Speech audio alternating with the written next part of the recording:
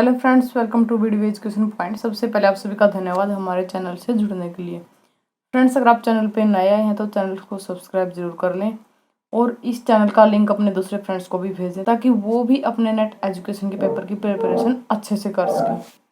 हमारे चैनल पे थ्योरी और MCQs की अलग अलग वीडियो अपलोड कर दी गई हैं। आप चैनल की प्लेलिस्ट में जाकर के देख सकते हैं। पेपर फर्स्ट और पेपर सेकंड दोनों से रिलेटेड वीडियो आपको मिलेंगी। तो चलिए आज की वीडियो को स्टार्ट करते हैं। फर्स्ट क्वेश्चन आपका है, critical pedagogy firmly believes that, आलोचनात्मक शिक्षा शास्त्र दृढ़ता से मानता है कि, क्या मानता है? The learner need not reason independently, कि शिक्षार्थी को स्वतंत्र रूप से तर्क करने की आवश्यकता नहीं है। What children learn out of school is a irrelevant, कहता है कि स्कूल से के जो बाहर बच्चे क्या सीखते हैं यह क्या है, अप्रासंगिक है। Experience and perception of learner are the important, सीखने वाले का अनुभव और धारणा महत्वपूर्ण है। The teacher should always lead the classroom instructions, शिक्षक को हमेशा कक्षा के निर्देशों का नेतृत्व करना चाहिए। देखिए, सबसे पहले हम बात कर लेते हैं पेडागोगी की। पेडागोगी क्या है फ्रेंड्स? ये एक ग्रीक वर्ड है जो कि ग्रीक वर्ड पेडागोगोस से बना है। इसके अंदर जो पैडाज होता है यानी कि पैडा, उसका मतलब होता है चाइल्ड, और ये जो एगोगोस बसता है यानी कि ये दो वर्ड से मिलकर के बना है, पैडा प्लस एगोगोस, तो इसका मतलब होता है टू लीड, ठीक है, या फिर लीडर। ये दो मीनिंग है इसके। तो कई बार एग्जाम में ये पूछ लिया जाता है कि जो पेडागोगी वर्ड है ये कहाँ से निकल कर गया, तो ये एक ग्रीक वर्ड है पेडागोगोस, इससे निकला है। पेडा का अर्थ होता है चाइल्ड और एगोगोस का अर्थ होता है टू लीड और ये लीडर, मतलब फिर पेडागोगी का अर्थ क्या हुआ? पेडागोगी का मतलब होता है, पेडागोगी का अर्थ होता है टू लीड ए चाइल्ड, ठीक है, टू लीड ए चाइल्ड। तो यहाँ पे देखो, ये तो थी हमारी पेडागोगी। फिर पेडागोगी के अंदर जो हमारा आता है कि जैसे कि टीचर जो है किस तरह से कंटेंट को डिलीवर करेगा, क्लासरूम का जो करिकुलम होता है उससे रिलेटेड कंटेंट को टीचर किस तरह से डिलीवर करेगा। फिर उसके बाद पेडागोगी के अलावा हमारे पास पेडागोगिकल एनालिसिस आता है। पेडागोगिकल एनालिसिस के अंदर क्या करता है, टीचर जो है सिस्टमेटिकली जो है जो भी उसका कंटेंट होता है उस कंटेंट को यूनिट्स के अंदर, सब यूनिट्स के अंदर डिवाइड करता है, या आप ये कह सकते हैं कि उनको ब्रेक करता है। फिर वो टीचिंग स्ट्रेटेजीज, टीचिंग के मेथड्स को अप्लाई करता है, और या फिर वो डिसाइड करता है कि किस तरह से बच्चे को टीच करना है। ये आपका होता है पेडागोगिकल एनालिसिस के अंदर। उसके बाद आपकी आती है क्रिटिकल पेडागोगी। देखिए, क्रिटिकल पेडागोगी जो है ये सबसे पहले ये टर्म पाउलो फ्रेरे के द्वारा यूज की गई थी, ठीक है। तो पाउलो फ्रेरे को भी जो है इस नाम के लिए या क्रिटिकल पेडागोगी के लिए जाना जाता है। फिर उसके बाद जो है क्रिटिकल पेडागोगी पे जो थ्योरी डेवलप की गई थी हेनरी जीरोक्स के द्वारा, इसके अंदर क्या होता है कि ये लगा लो कि एक हैबिट है थॉट्स की, रीडिंग की, राइटिंग की, स्पीकिंग की, जिसके अंदर एक कंस्ट्रक्टिव एक्शन को लीड किया जाता है। और जो बच्चे होते हैं वो क्या करते हैं, जैसे कि एक क्वेश्चनिंग के थ्रू जो है सीखते हैं, एक तरह से वो क्रिटिकल एनालिसिस करके बच्चे सीखते हैं। तो क्रिटिकल पेडागोगी यहाँ पे हमारा जो राइट आंसर रहेगा ये रहेगा, experience and perception of learner are important, कि क्रिटिकल पेडागोगी के अंदर जो लर्नर का जो एक्सपीरियंस है और जो परसेप्शन है वो महत्वपूर्ण समझा जाता है। चलिए नेक्स्ट क्वेश्चन देखते हैं।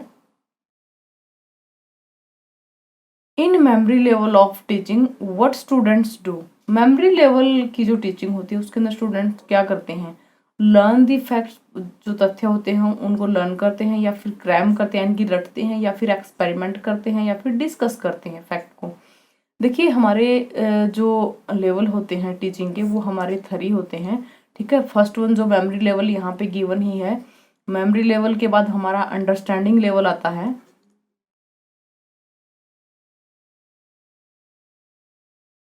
उसके बाद हमारा जो आता है रिफ्लेक्टिव लेवल आता है।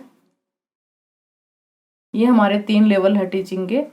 तो देखिए जो मेमोरी लेवल ऑफ टीचिंग होता है, यहाँ पे जो मॉडल डेवलप किया गया है वो हर्बर्टेरियन मॉडल है। कई बार मेमोरी लेवल ऑफ टीचिंग को हर्बर्टेरियन टीचिंग मॉडल के नाम से भी जाना जाता है।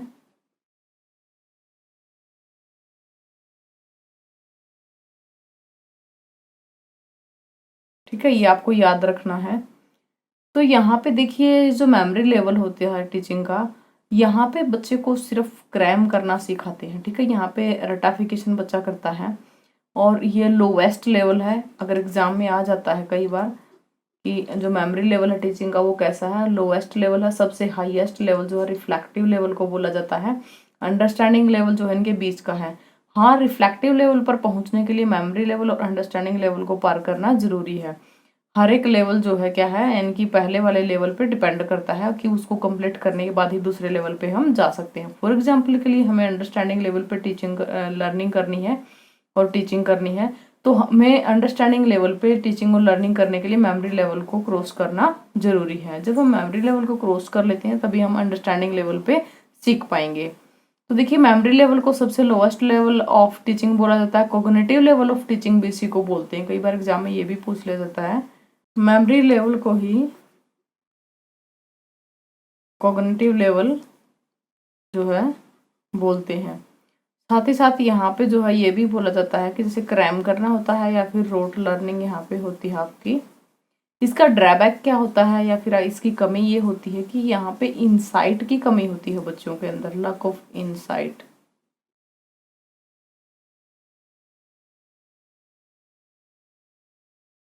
उसके बाद हम नेक्स्ट क्वेश्चन देखते हैं।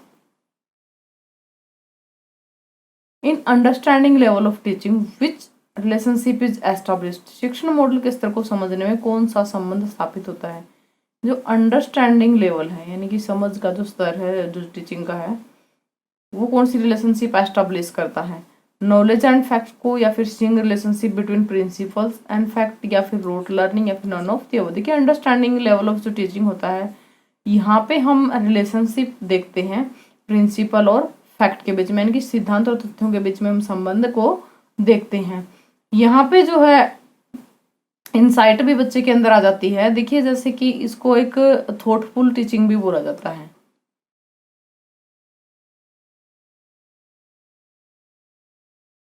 थॉटफुल टीचिंग ये होती है, यहाँ पे मेमोरी लेवल से हाइयर होती है। ये आप ये कह सकते हैं हाइयर देन मेमोरी लेवल। यहाँ पे अगर टीचर के रोल की बात करें इस लेवल के ऊपर, टीचर का रोल जो है एक्टिव होता है। आप ये कह सकते हैं कि मेमोरी लेवल से ज़्यादा एक्टिव होता है। ठीक है, मोर एक्टिव होता है देन मेमोरी लेवल। और जो स्टूडेंट का रोल होता है वो होता है सेकेंडरी ही। ठीक है, मेमोरी लेवल के अंदर भी ऐसा ही होता है और अंडरस्टैंडिंग लेवल के अंदर जो टीचर का रोल है वो थोड़ा सा बढ़ जाता है और जो स्टूडेंट होते हैं उनका रोल सेकेंडरी ही रहता है। ठीक है, तो टीचर्स यहाँ पे बच्चों को सिखाते हैं कि आपको प्रिंसिपल्स को किस तरह से अप्लाई करना है। यहाँ पे क्रैमिंग नहीं होती है। ठीक है, टीचर बच्चों को सिखाते हैं कि नई सिचुएशन के अंदर आपको फैक्ट को किस तरह से यूज करना है। ठीक है, और यहाँ पे जो मॉडल यूज किया जाता है वो मॉरिसन्स मॉडल है। ये आपको याद रखना है, एग्जाम में ये भी पूछ लिया जाता है कि अंडरस्टैंडिंग लेवल ऑफ टीचिंग का दूसरा नाम या फिर इसकी जगह पे कौन सा मॉडल यूज किया जाता है। तो ये आपका मॉरिसन्स मॉडल है जो यहाँ पे यूज किया जाता है। नेक्स्ट क्वेश्चन आपका है which level of teaching is also known as introspective level of teaching. देखिए शिक्षण के किस स्तर को शिक्षण के आत्मनिरीक्षण स्तर के रूप में भी जाना जाता है। अंडरस्टैंडिंग लेवल को, रिफ्लेक्टिव लेवल को, मेमोरी लेवल को, या फिर इन सभी को। देखो जो इंट्रोस्पेक्टिव लेवल ऑफ टीचिंग होता है आपका वो होता है रिफ्लेक्टिव लेवल को, यानी कि बी ऑप्शन यहाँ पे करेक्ट रहेगा। क्योंकि देखिए जो आपका मेमोरी लेवल है इसको तो आप बोलते हैं थॉटलेस, यानी कि यहाँ पे थिंकिंग की का तो यूज होता ही नहीं है। ठीक है, यहाँ पे थॉटलेस टीचिंग होती है। और जो अंडरस्टैंडिंग लेवल होता है ये आपका थॉटफुल वाला होता है। और रिफ्लेक्टिव को जो है इंट्रोस्पेक्टिव कहते हैं। साथ ही मेमोरी लेवल को कॉग्निटिव में मैंने आपको बताया था। साथ ही साथ ये आपका जो रिफ्लेक्टिव लेवल की जो टीचिंग होती है इसको लर्नर सेंटर्ड भी बोला जाता है। लर्नर सेंटर्ड यहाँ पे टीचिंग होती है। और यहाँ पे स्टूडेंट जो है रियल लाइफ की जो प्रॉब्लम होती है उनको सोल्व कर सकते हैं। तो आपसे पूछा जा सकता है कि कौन सा ऐसा मॉडल है, कौन सा ऐसा लेवल है टीचिंग का जहाँ पे जो स्टूडेंट होते हैं रियल लाइफ की जो प्रॉब्लम्स होती हैं उनको सोल्व कर लेते हैं। तो यहाँ पे आपका इंट्रोस्पेक्टिव में या फिर रिफ्लेक्टिव लेवल में ऐसा होता है। यहाँ पे बच्चे के अंदर डीप इनसाइट डेवलप हो जाती है, ये आपको याद रखना है। उसके साथ साथ टीचर का जो रोल होता है वो डेमोक्रेटिक होता है, यानी कि जो टीचर होता है वो यहाँ पे क्या रहेगा, डेमोक्रेटिक रहेगा। और स्टूडेंट का जो रोल है यहाँ पे वो एक्टिव रहेगा। या किसी भी अदर टीचिंग लेवल के अंदर स्टूडेंट का रोल एक्टिव नहीं है, सिर्फ यहाँ पे स्टूडेंट का जो रोल है वो एक्टिव है। और यहाँ का जो मॉडल है वो बिग्गी एंड हंट को इसका क्रेडिट जाता है डेवलप करने का, ठीक है। या बिग्गी एंड हंट टीचिंग मॉडल जो है वो आपका इंट्रोस्पेक्टिव लेवल या फिर रिफ्लेक्टिव लेवल ऑफ टीचिंग के इस पे यूज होता है। यानी कि इस तरह पे जो है आप बिग्गी और हंट का मॉडल यूज करते हैं। तो आप इनको ये चीजें याद रखनी, क्योंकि एग्जाम में इस तरह की चीजें भी पूछी जाती हैं। नेक्स्ट आपको कहता है what does andragogy means in Greek language. Greek भाषा में एंड्रागोगी का क्या अर्थ होता है, यानी कि अडल्ट लर्निंग होता है या फिर अडल्ट लीडिंग है, मैन लीडिंग है या फिर मैन लर्निंग है। देखिए हम पेडागोगी को कर चुके हैं, ठीक उसी तरह से एंड्रागोगी भी हमारा क्या है, ये भी एक ग्रीक वर्ड है, ठीक है। ये आपको याद रखना है, ये भी एक ग्रीक वर्ड है। और यहाँ पे एंड्र का मतलब होता है मैन और एगोगी का अर्थ होता है वही वाला कि लीड करना, ठीक है, यानी कि किसी को लीड करना। यहाँ पे जो एंड्रागोगी होती है, इसके साथ एंड्रागोगी की जो थ्योरी डेवलप करने वाले हैं वो मैल्कम नोल्स हैं, जिनका नाम कई बार पूछ लिया जाता है कि एंड्रागोगी की थ्योरी जो किसने डेवलप की है। तो एंड्रागोगी में बेसिकली क्या होता है कि यहाँ पे अगर हम इसके मीनिंग की बात करें तो मैन को लीड करना, यानी कि मैन की लीडिंग, यानी कि बड़ों की जो अडल्ट की जो एजुकेशन है उससे रिलेटेड है ये। यहाँ पे जो मैल्कम नोल्स है इन्होंने 4 प्रिंसिपल्स भी दिए हैं और इन्होंने बताया है कि जो अडल्ट होते हैं वो सीखने के लिए तैयार होते हैं और उन्हें पहले भी काफ़ी एक्सपीरियंस होता है, ठीक है। एक्सपीरियंस की बात ये करते हैं, सेल्फ डायरेक्टेड लर्निंग की बात ये करते हैं कि जो अडल्ट होते हैं वो खुद सीखना चाहते हैं।